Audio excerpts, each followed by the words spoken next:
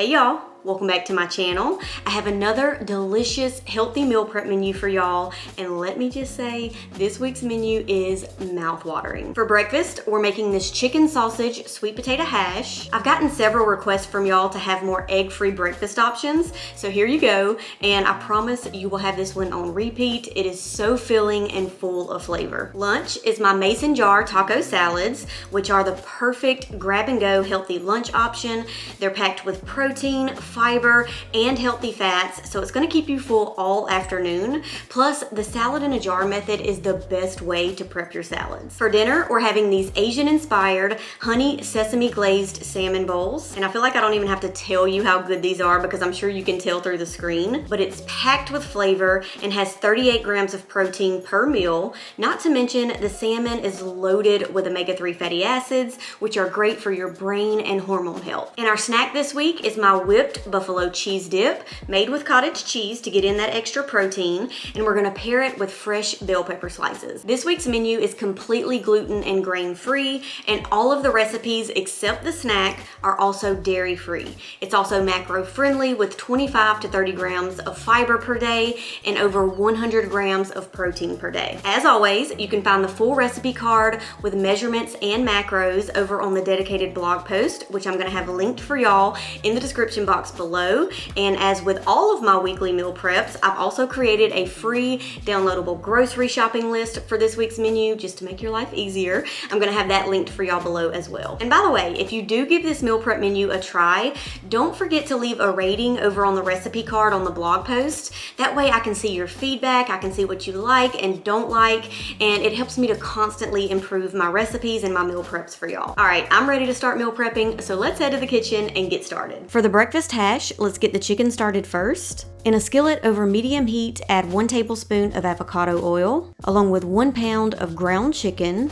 You can also use ground turkey, and just break that up and let it cook until it's fully browned. While that's cooking, let's prepare the vegetables, starting with 1 yellow onion. And if it's a really large onion like the ones here in Texas, then you can just use half of it. And we're just gonna chop it up. You'll also need 1 chopped bell pepper. And any color is fine, but I like to use either red, orange, or yellow in this recipe to give it a pop of color. Going back to check on the chicken, once it's fully cooked through, we can add in all the spices and seasonings to give it that delicious sausage flavor. You'll need 1 teaspoon each of sea salt, garlic powder, and paprika, and half a teaspoon each of dried sage, thyme, onion powder, black pepper, oregano, and red pepper flakes. Give it a good mix. And then add in a 1/4 cup of water to bring that moisture back in so the chicken isn't dry and to help those spices fully soak into the meat. And just let it cook for a few more minutes to really absorb all the flavor, and then remove it from the pan and set it aside while we saute the vegetables. And using that same pan, add in 1 tablespoon of avocado oil along with the chopped onions and bell pepper, and let it saute until they're slightly soft. While those are cooking, let's go ahead and chop up the rest of our vegetables. You'll need 2 cups of peeled and cubed sweet potatoes. I usually chop them into about 1/2 to 1 inch cubes, so that way it doesn't take so long to cook. And 1 zucchini sliced and then cut into 4ths. Now for the zucchini, I do like to leave the skin on, otherwise it tends to get too mushy whenever it's cooked. Going back to the pan, once the onions and bell pepper are slightly soft, add in the zucchini and sweet potato, give it a good toss, add a lid, and let it cook for about 5 minutes. Then add in a 1/4 cup of water. This is going to help to create more steam so it cooks a little faster. And once the potatoes are soft enough to pierce with a fork, remove the lid and continue to let it cook a few more minutes to allow any excess moisture to evaporate. Now be careful because you don't want to overcook the sweet potatoes to the point where they're super mushy and falling apart. You want them to be soft but also still maintain their structure. Alright, once they're done, add the chicken back to the pan and then add in 1 cup of roughly chopped kale. Now the kale is optional, but I like to add it to bump up the fiber content and to get in more greens. After about 5 minutes or so, the kale should be wilted, which means the breakfast hash is done and we can start to assemble our meal prep containers. This recipe makes 4 servings, so I just sort of eyeball it and try to add an equal amount to each container. And when you're ready to serve it, add half of an avocado and it's ready to go. And sometimes I'll top it with a fried egg, which is super delicious, especially with a runny yolk. But a lot of you have been asking for more egg-free breakfast options, so we're gonna stick with the avocado today.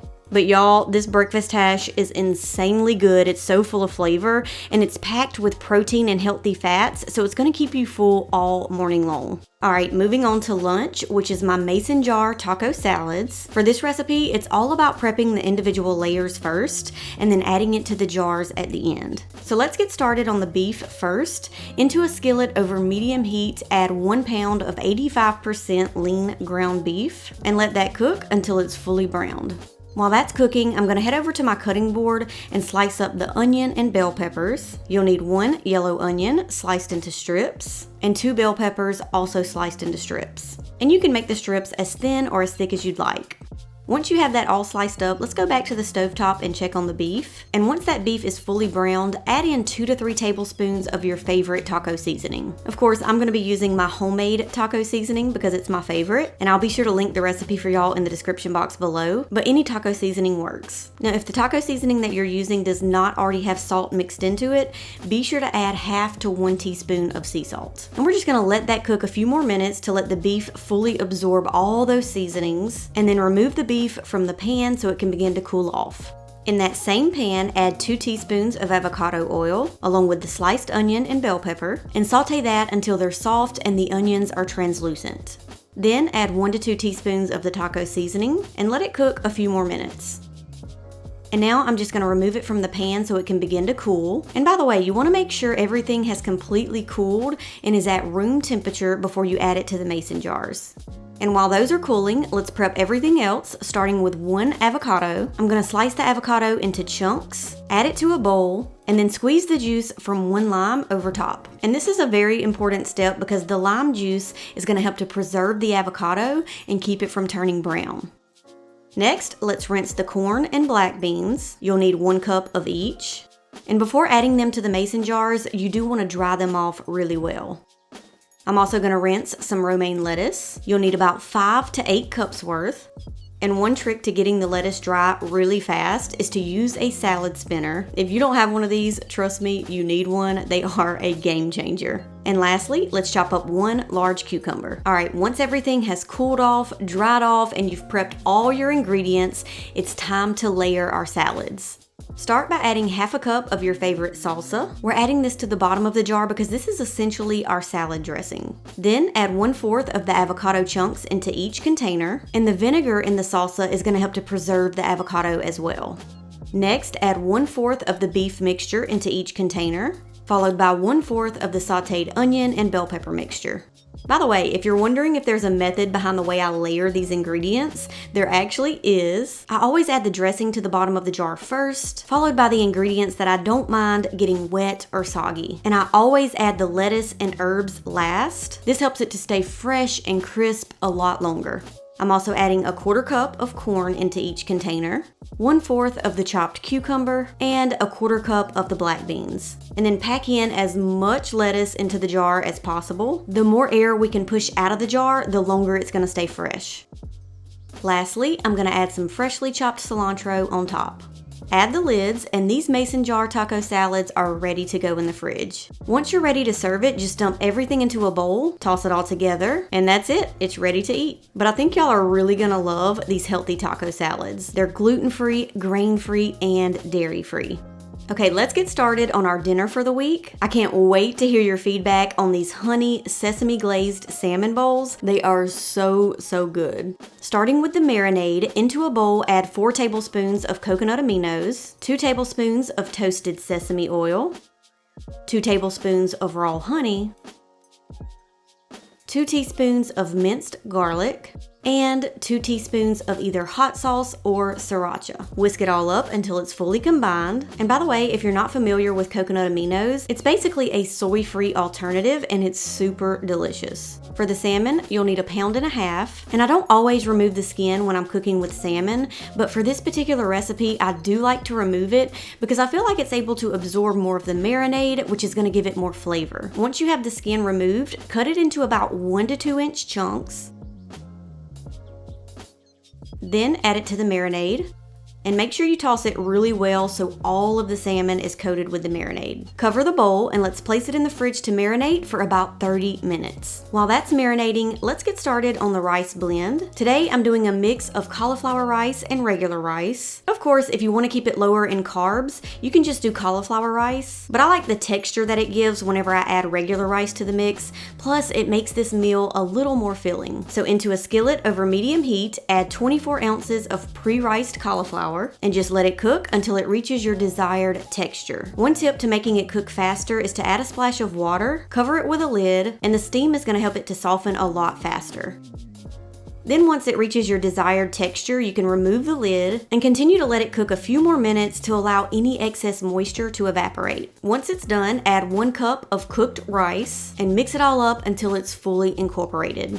And then you can season it with some sea salt and pepper to taste. And this is optional, but I also like to add in chopped green onion. Moving on to the broccolini, add 1 tablespoon of avocado oil to a skillet over medium heat and just place the broccolini right into the pan. I'm cooking up 2 bundles worth. Toss it around a bit so it's fully coated with the oil and just let it cook until it reaches your desired texture. I like mine to still have a little bit of a crunch to it, so I usually only cook it for about 5 to 7 minutes. And to season it, I'm adding sea salt, pepper, garlic powder, and red pepper flakes. By now, the salmon should be good and marinated and ready to cook, so I'm adding 1 tablespoon of avocado oil to the skillet and turning the heat up to medium-high. Let the oil fully heat through and then you can begin to add in the salmon. And depending on how thick each piece is, you'll want to let it cook for about 2 to 3 minutes on each side. If it's super thick, it may need an extra minute or so, but try not to overcook it so it's not dry. But you definitely want to get those browned edges because that's going to boost the flavor even more. And if you have to cook it in batches, that's totally fine, but once it's all done, add the salmon back to the pan, pour the remaining marinade over top, lower the heat to medium, and let it cook another 2 to 3 minutes or so to really soak up all that flavor. I mean, can y'all see how juicy and delicious this looks? It's definitely one of my favorite ways to eat salmon. Alright, it's time to assemble our meal prep containers. I'm adding the rice blend first, followed by the broccolini, and I just sort of eyeball it and add 1/4 of the mixture to each container. And lastly, I'm going to add 1/4 of the salmon mixture to each container, and then top it off by sprinkling some sesame seeds over top. By the way, this dinner meal prep and the breakfast hash are both freezer friendly for up to 2 weeks. Alright, dinner meal prep is done, and I have to say this is definitely one of my favorite dinner meal preps that I've done in a while, mainly because I just love salmon, but also the flavor is insane. And 1 serving is going to give you 38 grams of protein. We are almost done meal prepping. We just need to prep our snack for the week, which is this whipped buffalo cheese dip, and it's so quick and easy to make. Into a food processor, add 1 cup of cottage cheese and blend it up until it's extra smooth and has a whipped-like consistency. Then add in 1/2 cup of your favorite buffalo sauce. I'm using the Primal Kitchen one. 2 tablespoons of avocado mayonnaise, and this is optional, but I'm also adding in 1 tablespoon of hot sauce to give it that extra kick. Blend it all up. And just like that, you have a delicious, low-calorie, protein-packed dip that you can pair with whatever you want. I'm going to pair it with bell pepper slices this week, but it's also good with cucumber, celery, and even carrots.